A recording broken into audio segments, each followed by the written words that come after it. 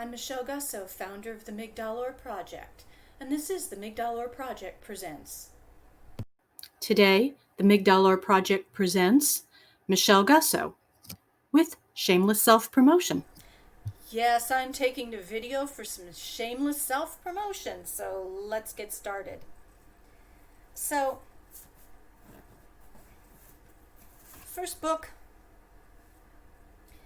this is the book of humor, came out in 2015, and it's still pretty popular at the table. It is called If Two Trains Are Traveling in Opposite Directions, I Don't Care What the Apples Cost.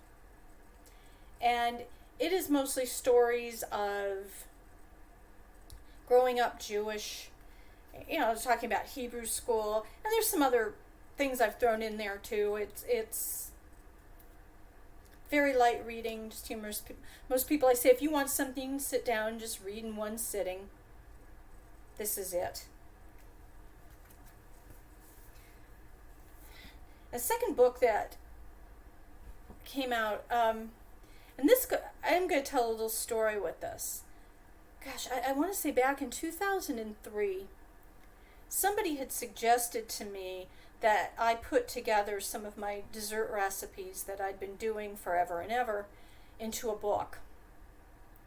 And my first venture into doing that was actually sitting down in a word processing program, typing it up, formatting it, creating some kind of a cover, and taking it to Kinko's to be bound.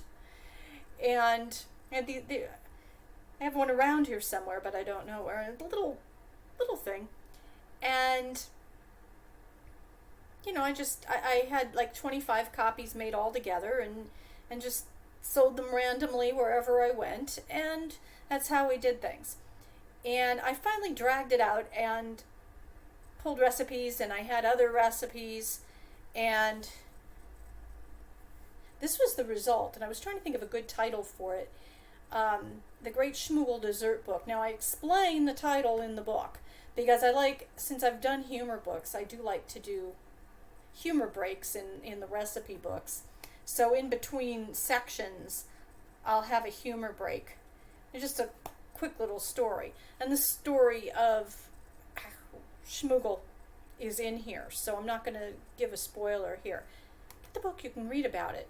And this is various categories of dessert recipes, including I've got some vegan ones in the back. Just kind of scanning. I don't know why it makes things that looks interesting. And one of the things I do have to say that happened, because it prefaces the next book, there were a whole lot of recipes I just couldn't find the recipe list. I couldn't find where I had the notes for them. And I gave up. I said, I just want to get the book out. I'm not going to wait around till I find these others. And don't you know that actually the day that my printed copy showed up on the doorstep, I stumbled across the file for the missing recipes. So I always say, Eureka, I found them. The no longer lost dessert recipes. And so this became the second dessert recipe book. It had the recipes that we just found. And of course, I always do tend to add some new ones in there too. And this is the book that has the section that's dedicated to my favorite show, Alias Smith and Jones. There's, I think, 4 recipes in there, and a little humorous story called How to Write a Recipe Book in One Hard Lesson, and it actually talks about my first experience.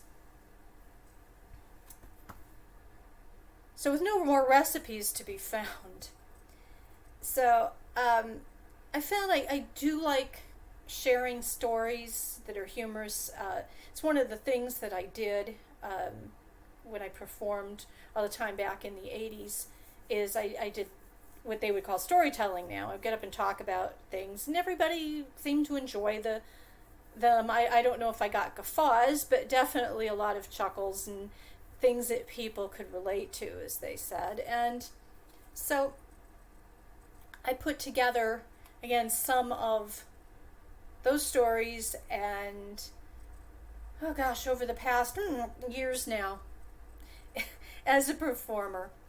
And I call it Tales from the E-List.